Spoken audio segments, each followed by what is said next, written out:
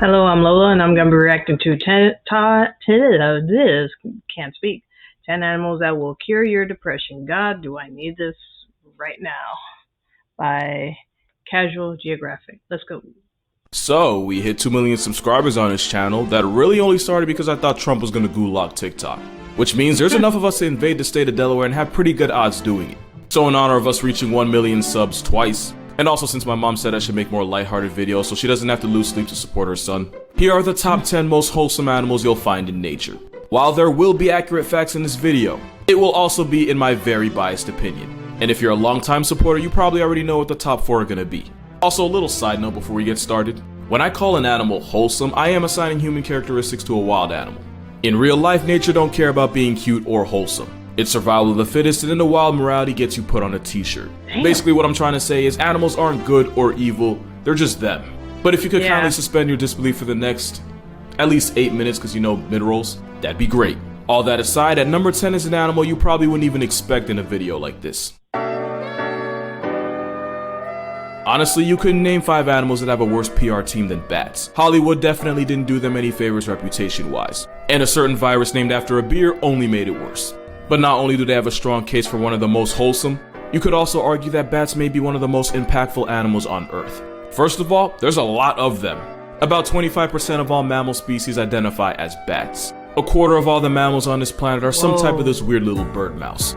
And because bats contribute to society by pollinating, if Thanos snapped them all into dust, the world's ecosystems would collectively collapse and food chains everywhere would become ground zero. Over 500 plants depend on bats to keep them in business, and losing them could affect your way of life in places you didn't even realize. Want to add some banana to your morning oatmeal? Chances are your breakfast was brought to you by bats. Enjoying a mango smoothie on the beach? You're probably drinking the fruit of this fur kite's labor. Ever get some liquid courage in you, drunk text your ex, reconcile, work through your issues, grow together as people only to ultimately get married and start a life together? Yeah, probably not. But if you did, better invite a bat to the reception, because without them pollinating the plant agave, there'd be a lot less tequila and less happy mistakes in the world. And I mean that literally. Some of you might not be alive. Beyond that, every night millions of bats meal prep the insects that make our lives more difficult. It's estimated that bats save the United States anywhere from $3.7 up to $54 billion in agriculture just by being free pest control. Now I already know what you're probably thinking. Despite what you might think, the human population would be less healthy if it wasn't for these bats. Many bats help keep the mosquito population in check. Mosquitoes which also happen to be air Ubers for diseases like Zika and West Nile. But none of that really matters because bats were guaranteed a spot on this list off their looks alone. This bat was literally named after the fact that it looks like a fox in the face. And if they didn't get the blame for putting us in quarantine, they probably would have ranked higher. Now who didn't think cats were going to end up on this list? The animal that could probably murk us in our sleep managed to finesse its way into over 30 million homes in the US alone. And I do mean finesse because cats might as well have just domesticated themselves. Cats originally came into our lives to snack on the mice that were after our food. But cats also changed minor things about themselves to be around us. While wild cats are more solitary introverts, these cats became more social and tolerant of people. Their reduced aggression and aversion to people made them ideal pets, and their diet of our enemy the rat made them the perfect travel partners as we explored this great big ball of dirt and water. As long as we kept them fed, cats had no problem riding shotgun.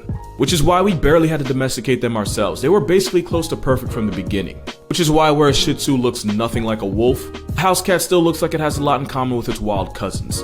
We never really needed a selection process for cats the way we did with other animals, because there wasn't a whole lot we needed to change. And as cats spent more time around us, they started to figure us out and adjust their behaviors accordingly. You've probably heard that normally adult cats don't meow to each other in the wild, but they'll do it with their owners since they know humans will react to that sound with more urgency. They even developed a special type of purr that most people find impossible to ignore just to ensure they get fed. But cats give as much as they take. There are legitimate health benefits to having a cat under your roof, which include lowering stress and anxiety and reducing the risk of heart disease. Studies even show that they can purr at a frequency that has therapeutic healing effects on human bones and muscles. And that's not even mentioning all the stories of cats valuing human lives enough to risk their own. Tara the cat went viral after saving her 4-year-old human from an attacking dog. Yep, look at her go. Oreo here did the same, but instead of a dog, he took on a venomous rattlesnake to defend his family. And when Rick Chap suffered a near-fatal heart attack, it was his cat Buddy that saved his life by running across the house and getting his wife's attention. For an animal that looks constantly done with everything, cats really are just nature's tsundere. And if it wasn't for the billions of animals that get 404'd by outdoor cats, they definitely would have ranked higher. One of my favorite movies of all time is Into the Spider-Verse. If you followed me on Instagram, you probably could have guessed that. And one of my favorite lines in the whole movie was when Peter B. Parker says, "Could you imagine a seahorse seeing another seahorse and then making it work?" Well, he wasn't exactly lying. Seahorses are famous for two things. One is that it's actually the guys that are the ones that get maternity leave. Yep. Two is that they're monogamous and mate for life. Not all seahorses are loyal. In fact, some will actually switch partners mid-season. But some, like the New Holland seahorse, will find another seahorse and in fact find a way to make it work. Especially since the longer a seahorse marriage lasts, the more luck they have raising children. Of course, a healthy relationship doesn't just happen, which is why every morning seahorses will reinforce their pair bond with a dance. They often intertwine their tails and even sometimes change colors as they mirror each other's movements in their version of a waltz. It is aggressively wholesome. And then there's the fact that males are the ones that give birth, and some can pop out thousands of Xeroxes at once. And as soon as he does, his partner's ready to knock him up again. Now there are a few things that knock them down on the wholesome scale. Baby seahorses are known as fry, and occasionally the male takes this too literally by eating his own children. Then there's the fact that seahorses are one of the most efficient life takers in the ocean, with a hunting success rate of 90%. But overall, if you could have a relationship like the seahorses, you'd probably take it. Or you'd want the marriage of another animal further down this list. This animal was 100% a biased pick, and I'm not going to apologize for it. The pangolin earns the distinction of being the most polite animal I've ever seen. This is the look of an animal patiently waiting for his mom to get off the phone so he can ask her for $10 to buy flowers for his middle school crush. To protect their claws, they often walk around on two legs, and the result is that they look like the embodiment of "excuse me, I don't mean to bother you." There's also the fact that underage pangolins are known as pankapups, and they'll often hitch a ride and even nap on their mother's tail. If there's anything negative about this turtle gerbil, I'm Helen Keller to it.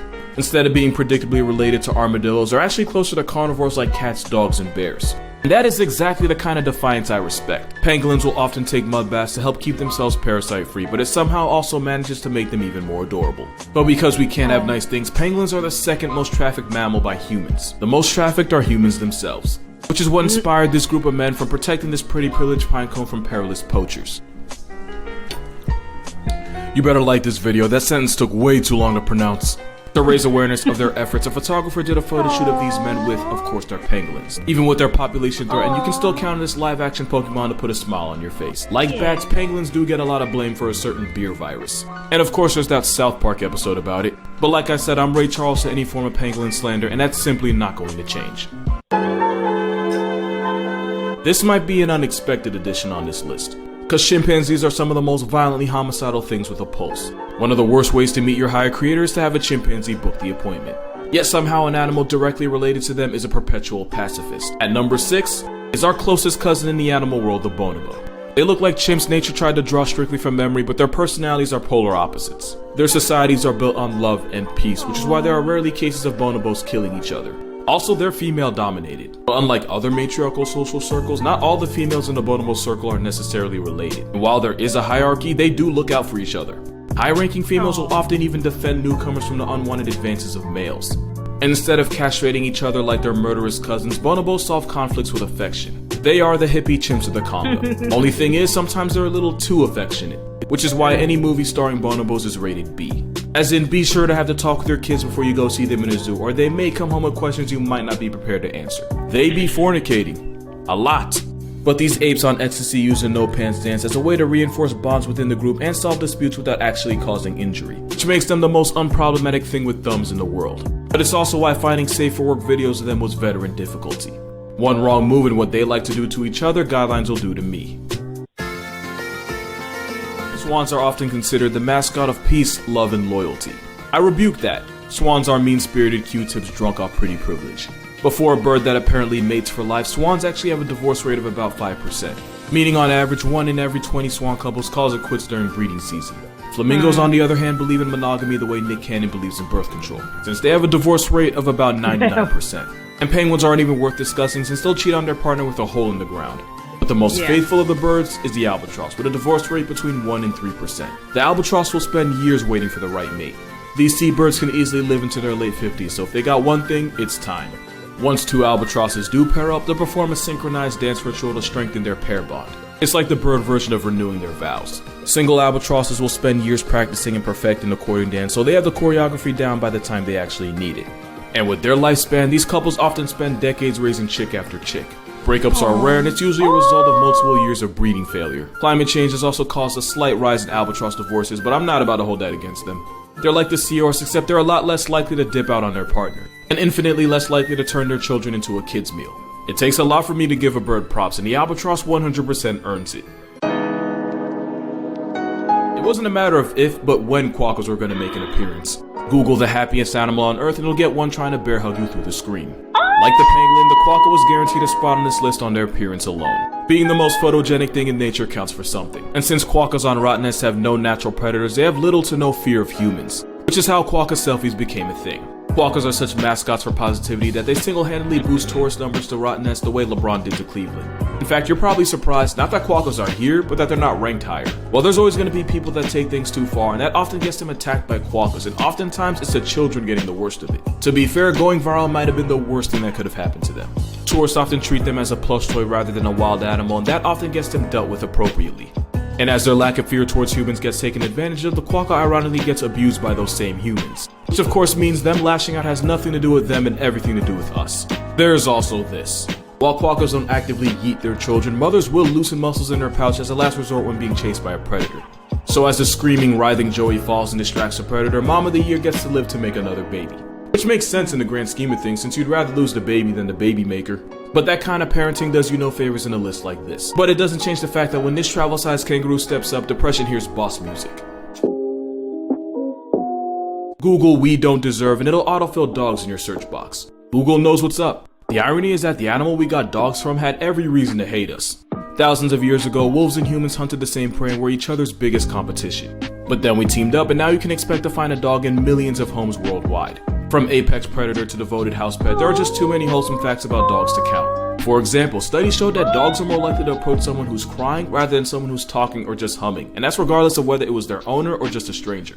In the same experiment, dogs would approach a stranger with submissive body language, almost as if they were trying to comfort them. Another experiment showed that dogs actually preferred interacting with individuals who use high-pitched baby voices with them instead of those who use normal, deeper voices. But my personal favorite, when a dog and its owner make eye contact, both bodies release oxytocin, which is considered a love hormone, which just so happens to be the same one released when a mother and a newborn interact. You don't have to say anything, you don't have to touch them. You can stare at your dog and you'd be bonding. Which says a lot since their cousin the wolf sees that same eye contact as a challenge. Not only that, but dogs are one of the few animals that understand the gesture of pointing. Meaning you could point at something across the room and a dog will understand the look in the direction you're pointing, where most animals will just be interested in your finger. Little things like that only happen after hundreds of years of being right by our side. We have service dogs, emotional support dogs, medical response and police dogs. Basically any job worth having can have a dog involved somehow. We even trust them with our children. We might not deserve dogs, but dogs 100% deserve this spot. The silver medal of wholesomeness goes to the capybara. No matter where this plus-size guinea pig pulls up, it's always with good vibes and zero conflict. There are entire threads of cappies existing around other animals completely unbothered. The thing is, they could be a complete menace and it'd be totally justified. Capybara live in one of the most dangerous neighborhoods in the world and often share an area code with predators like jaguar, caiman, anacondas, and eagles. And it's not like these buffed beavers are tanky enough to have no worries, they often fall prey to those same predators. Normally, any animal that can get meal prepped by so many others is often high-strung and hyper-aggressive by nature. Nature knows zebras use that excuse. But not only are capybara the complete 180, you'll even see them around the same animals they should be afraid of. Cause this heavyweight hamster is allergic to most forms of conflict. Which is why when a bunch of orphan puppies needed a foster mom, it was a capybara that stepped up. But as chill as they are, capybara are still roided up rodents with teeth that they will use to defend themselves against people. But like with the quokka, if you manage to make this horse rabbit angry, you definitely did something to deserve it. Aside from that, a happy cappy is one of the most wholesome sights in nature. But they just barely missed out on the #1 spot. Numero uno is... Of course the manatee was going to be number one. My personal bias would allow no other outcome. Because their teeth are way in the back of their mouths, manatees are physically incapable of inflicting any form of violence, even when they really should have. There are no recorded cases of manatees attacking other animals or people. The closest you get would be a water balloon curiously approaching you and accidentally knocking you off your paddleboard. Alligators are seasoned prehistoric killing machines, and even they give manatees the right of way in the water. Also, its closest relative happens to be the elephant, so again, any spot other than #1 would be an insult. The only problem is their natural curiosity can put them in harm's way when humans, especially boats, are involved. Laws had to be put in place to protect manatees from harassment since we all know they're not going to defend themselves. They're literally too unproblematic for their own good. Dogs kill thousands of people a year, and someone in the world right now is walking around with a scar from not respecting a quokka's space. But you won't find a person who's been seriously hurt by this gentle giant. Because in a world full of darkness, the sea squishy is a beacon of positivity. But that's gonna do it for this video. For daily uploads, be sure to follow my TikTok and Instagram, especially Instagram since they don't want to give me my blue check. To watch videos before I post them, also consider becoming a patron on Patreon. If you don't want to do that, kindly consider subscribing. It's free and there's no better price than that. Also, for every person that watches this and doesn't sub, a manatee sheds a tear, and only a monster would allow that to happen. All that aside, drink water, hug your mother, support your local manatees, legally, and I'll see you in the next one.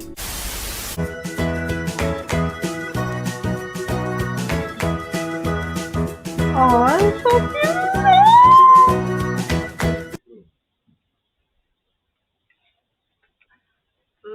Yeah, I needed that.